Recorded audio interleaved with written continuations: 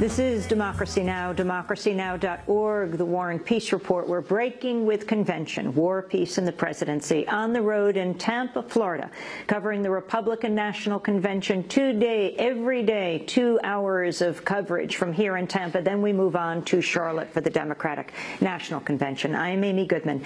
As we turn from Mitt Romney to another politician who's received key backing from the billionaire brothers Charles and David Koch, Wisconsin Governor Scott Walker survived a historic recall election in June, 1 year after he launched a controversial effort to slash bargaining rights for the state's public sector workers and reduce their benefits. The recall effort was the first election since the Citizens United ruling, which opened the floodgates for unlimited corporate spending on election campaigns. Analysts say the ruling helped Walker outspend his opponent, Milwaukee Mayor Tom Barrett, 7-1. Well, on Sunday, Walker was here in Tampa ahead of the Republican National Convention, which he's expected to address on Tuesday. On Sunday, he spoke at a celebration of the Faith and Freedom Coalition, a conservative 501c4 that's claimed credit for bolstering Walker's recall campaign with hundreds of thousands of voter contacts. Moments after Governor Walker took to the podium at the Tampa Theater, he was interrupted by protesters who chanted, "Walker hates workers." They unfurled two banners. One read, "Walker hates working families," and another said, "Walker has a Koch problem." That's K-O-C-H, referring to the billionaire brothers who've backed Walker.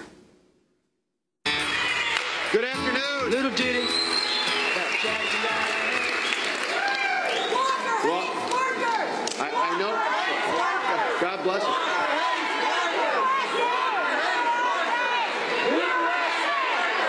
It is good to see that we're amongst some friends here. My name is Danielle Villarreal. I'm here from Chicago to protest at the RNC. Well, in this action in particular, we waited for Governor Walker to come up to speak, and we unfurled a banner which said, "Walker has a Koch problem," Koch spelled K-O-C-H.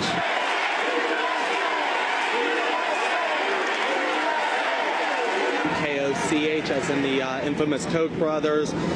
Banner drops were done to raise awareness on the fact of the Koch brothers funding politicians to get in office and using those politicians to try to bust the union so that their corporations have more control over our government. We got it out, we tied it up, and after having a series of people also serve as distractions down beneath, and we were immediately escorted out by the police.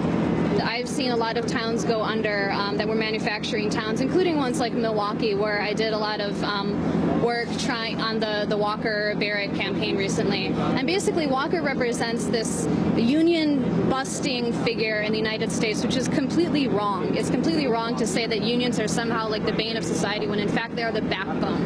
And we need folks like that. We need unions as a strong position in U.S. culture to fight for the working people, because politicians like Walker are not only not representing the people, they don't have working people's best interests at heart. We don't have money. All we have is our voices, and we have people. So we have to do demonstrations like this to get our messages heard.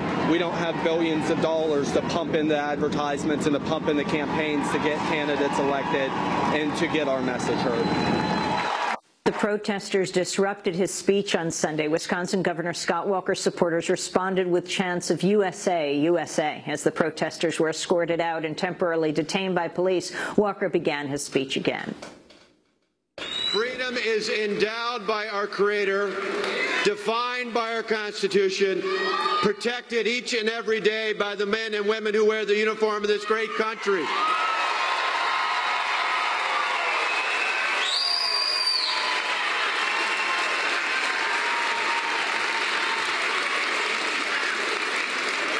And those men and women who fought so hard fought so that everyone, whether they agreed or disagreed with us, could have a voice, but they also expected that people would do it respectfully.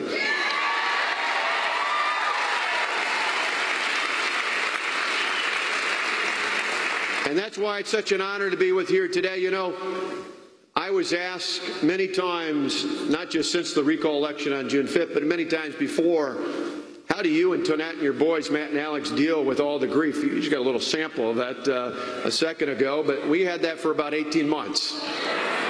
I had 1,000 1,000 people one night, 1,000 people bust in front of my home in Wauwatosa, not the governor's residence, but the home where my kids still went to school last year, a public school in Wauwatosa, where we live on a busy street in Wauwatosa. They said, how do you deal with that? How do you deal with the attacks and the bitterness and all those sorts of things? I said, you know what? For every one of them, there's 9 or 10-fold others that come up to me, not just at political events, not just at rallies, but at factories and farms and small business in my state. And you know what they say? One of the most amazing things to me was, again, not just at those rallies, but at those everyday farms and factories and small businesses in our state, where I'd get someone who'd come right up the line and say, Governor, me and my family, we pray for you. And that made all the difference in the world. And for all of you who did that here, we say thank you. We say thank you.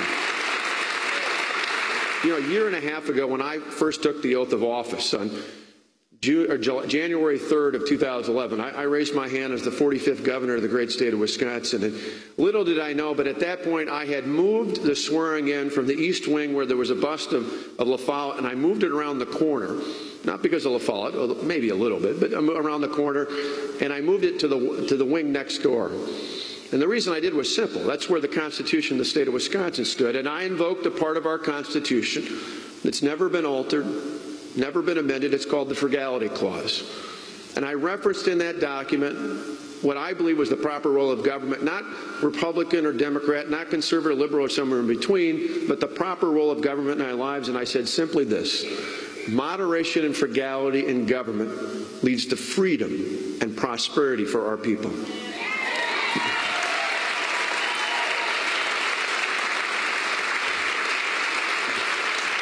Now, little did I know how prophetic that would be over the next year and a half. But that's what this is all about. And the reason I knew we would ultimately prevail on June 5th was the same reason I believe we'll prevail, not just nationally, but in state upon state upon state on November 6th. And it's simple. It's who we are as Americans. It's what we do when times are tough. That was Wisconsin Governor Scott Walker speaking Sunday at the Faith and Freedom Coalition's celebration.